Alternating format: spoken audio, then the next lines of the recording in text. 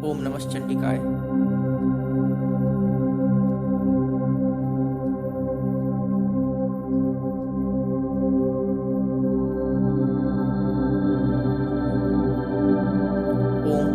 चंडिका देवी को नमस्कार है। मार्कंडेय जी ने कहा, पितामह, जो इस संसार में परम गोपनीय तथा मनुष्यों की सब प्रकार से रक्षा करने वाला है और जो अब तक आपने दूसरे किसी के सामने प्रकट नहीं किया हो, ऐसा कोई साधन मुझे बताइए। ब्रह्मा जी बोले, ब्राह्मण, ऐसा साधन तो एक देवी का कवच ही है, जो गोपनीय से भी परम गोपनीय, पवित्र तथा संपूर्ण प्राणियों का उपकार करने वाला है। महामुने, उसे श्रवण करो। देवी की 9 मूर्तियां हैं, जिन्हें 9 दुर्गा कहते हैं। उनके पृथक पृथक नाम बतलाए जाते हैं। प्रथम नाम शैलपुत्री है, दूसरी मूर्ति का नाम ब्रह्मचारिणी है, तीसरा स्वरूप चंद्रघंटा के नाम से प्रसिद्ध है, चौथी मूर्ति को कुष्मांडा कहते हैं, 5वीं दुर्गा का नाम स्कंद माता है, देवी के 6ठे रूप को कात्यायनी कहते हैं, 7वां काल रात्रि और 8वां स्वरूप महागौरी के नाम से प्रसिद्ध है, 9वीं दुर्गा का नाम सिद्धिदात्री है। ये सब नाम सर्व के महात्मा वेद भगवान के द्वारा ही प्रतिपादित हुए हैं। जो मनुष्य अग्नि में जल रहा हो, रणभूमि में शत्रुओं से घिर गया हो, विषम संकट में फंस गया हो तथा इस प्रकार भय से आतुर होकर जो भगवती दुर्गा की शरण में प्राप्त हुए हों, उनका कभी कोई अमंगल नहीं होता। युद्ध के समय संकट में पड़ने पर भी उनके ऊपर कोई विपत्ति नहीं दिखाई देती। उन्हें शोक, दुख और भय की प्राप्ति नहीं होती। जिन्होंने भक्तिपूर्वक देवी का स्मरण किया है, उनका निश्चय ही अभ्युदय होता है। देवेश्वरी, जो तुम्हारा चिंतन करते हैं, उनकी तुम निःसंदेह रक्षा करती हो।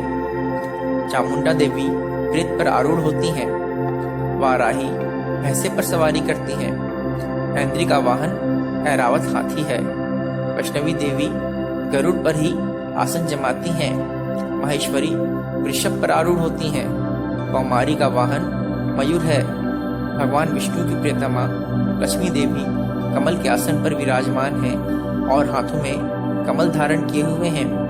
वृषभ पर आरूढ़ ईश्वरी देवी ने श्वेत रूप धारण कर रखा है। ब्राह्मी देवी हंस पर बैठी हुई हैं और सब प्रकार के आभूषणों से विभूषित हैं। इस प्रकार ये सभी माताएं सब प्रकार की योग शक्तियों से संपन्न हैं। इनके सिवा और भी बहुत सी देवियां हैं, जो अनेक प्रकार के आभूषणों की शोभा से युक्त तथा नाना प्रकार के रत्नों से सुशोभित हैं। ये संपूर्ण देवियां क्रोध में भरी हुई हैं और भक्तों की रक्षा के लिए रथ पर बैठी दिखाई देती हैं।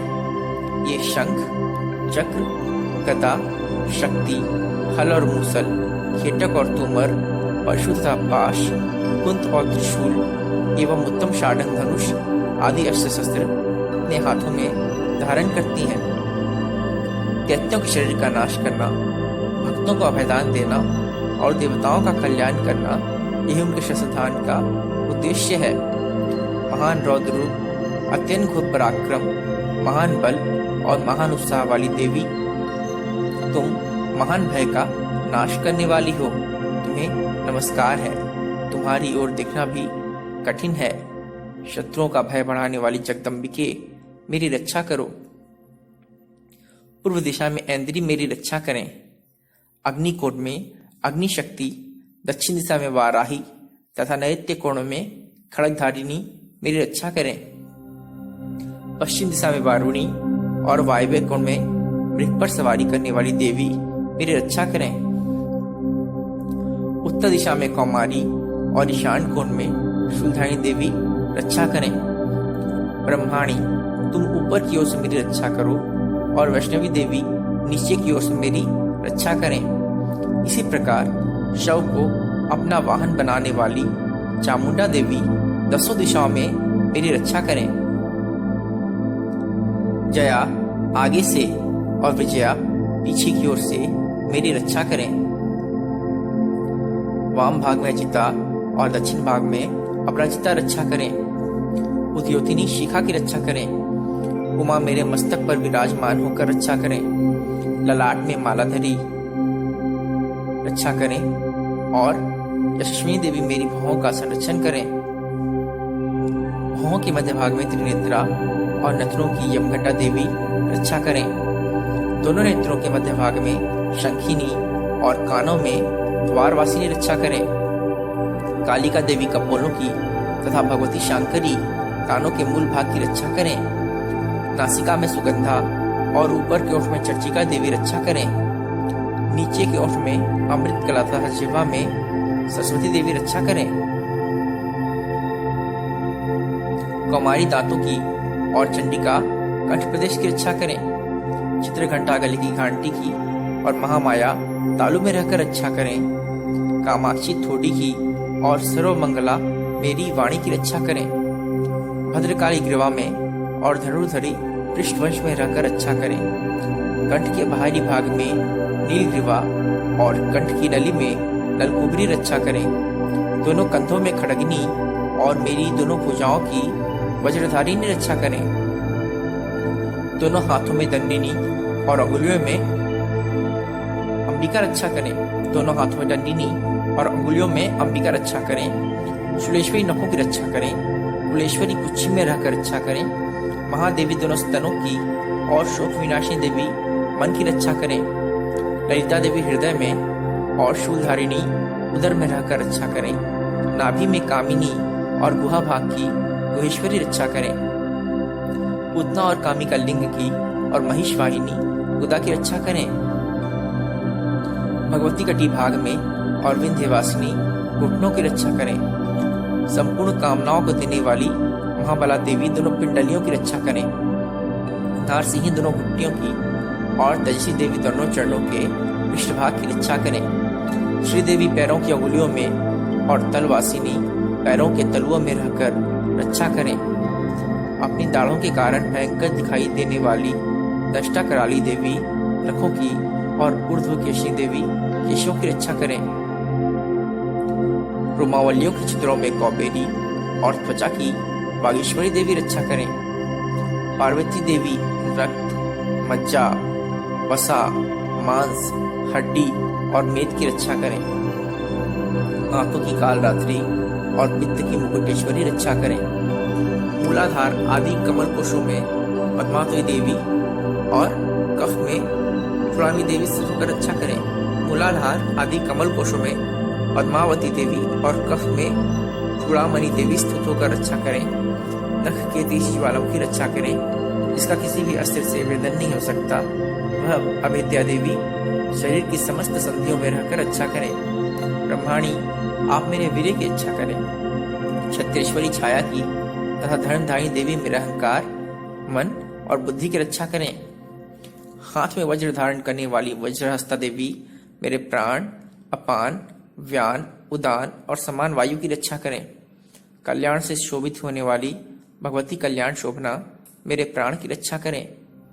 रस, रूप, गंध, शब्द और स्पर्श इन विषयों का अनुभव करते समय योगिनी देवी रक्षा करें तथा सत्वगुण, रजोगुण और तमोगुण की रक्षा सदा नारायणी देवी करें तथा सत्वगुण, रजोगुण और तमोगुण की रक्षा सदा नारायणी देवी करें। वाराही आयु की रक्षा करें। वैष्णवी धर्म की रक्षा करें तथा चक्रिणी देवी यश, कीर्ति, लक्ष्मी, धन तथा विद्या की रक्षा करें। इंद्राणी आप मेरे गोत्र की रक्षा करें। चंडिके तुम मेरे पशुओं की रक्षा करो। महालक्ष्मी पुत्रों की रक्षा करें और भैरवी पत्नी की रक्षा करें। मेरे पथ की, सुपथा तथा मार्ग की छिमकरी रक्षा करें। राजा के दरबार में महालक्ष्मी रक्षा करें तथा सब ओर व्याप्त रहने वाली विजया देवी संपूर्ण भयों से मेरी रक्षा करें।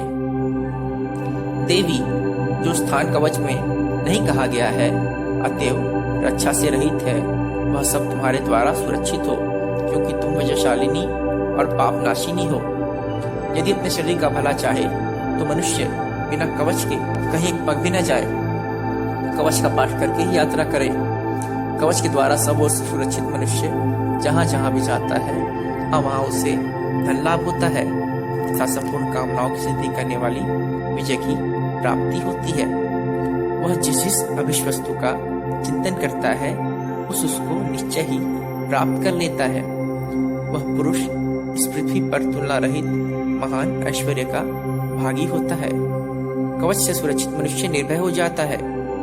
युद्ध में उसकी पराजय नहीं होती तथा वह तीनों लोगों में एक पूजनीय होता है। देवी का यह कवच देवताओं के लिए भी दुर्लभ है। जो प्रतिदिन नियम पूर्वक तीनों संध्याओं के समय श्रद्धा के साथ इसका पाठ करता है उसे दैवी कला प्राप्त होती है तथा वह तीनों लोकों में कहीं भी पराजित नहीं होता। इतना ही नहीं, वह मृत्यु से रहित हो 100 से भी अधिक वर्षों तक जीवित रहता है। मकड़ी, चेचक और कोढ़ आदि उसकी संपूर्ण व्याधियां नष्ट हो जाती हैं। कनेर, भांग, अफीम, धतूरे आदि का स्थावर विष, सांप और बिच्छू आदि के काटने चढ़ा हुआ जंगम विष तथा ये फेन और तेल के संयोग आदि से बनने वाला कृत्रिम विष, ये सभी प्रकार के विष दूर हो जाते हैं। उनका कोई असर नहीं होता। इस पृथ्वी पर मारण, मोहन आदि जितने आभिचारिक प्रयोग होते हैं तथा इस प्रकार के जितने मंत्र यंत्र होते हैं वे सब इस कवच हृदय में धारण कर लेने पर उस मनुष्य को देखते ही नष्ट हो जाते हैं। यही नहीं, पृथ्वी पर विचरने वाले ग्राम देवता, आकाशचारी देव विशेष, जल के संबंध से प्रकट होने वाले गण, उपदेश मात्र से सिद्ध होने वाले निम्न कोटि के देवता, अपने जन के साथ प्रकट होने वाले देवता, कुल देवता, माला, डाकिनी, शाकिनी, अंतरिक्ष में विचरने वाली अत्यंत बलवती भयानक डाकिनियां, ग्रह, भूत, पिशाच, यक्ष, गंधर्व, राक्षस, ब्रह्म राक्षस, बेताल, कुष्मांड और भैरव आदि अनिष्टकारी देवता भी हृदय में कवच धारण किए रहने पर उस मनुष्य को देखते ही भाग जाते हैं। कवचधारी पुरुष को राजा से सम्मान वृद्धि प्राप्त होती है। यह कवच मनुष्य के तेज की वृद्धि करने वाला और उत्तम है। कवच का पाठ करने वाला पुरुष अपनी कीर्ति से विभूषित भूतल पर अपने श्रेयस के साथ साथ वृद्धि को प्राप्त होता है। जो पहले कवच का पाठ करके उसके बाद सप्तशती चंडी का पाठ करता है, उसकी जब तक वन, पर्वत और काननों सहित यह पृथ्वी टिकी रहती है तब तक यहाँ पुत्र, पौत्र आदि संतान परंपरा बनी रहती है। फिर देह का अंत होने पर वह पुरुष भगवती महामाया के प्रसाद से उस नित्य परम पद को प्राप्त होता है जो देवताओं के लिए भी दुर्लभ है।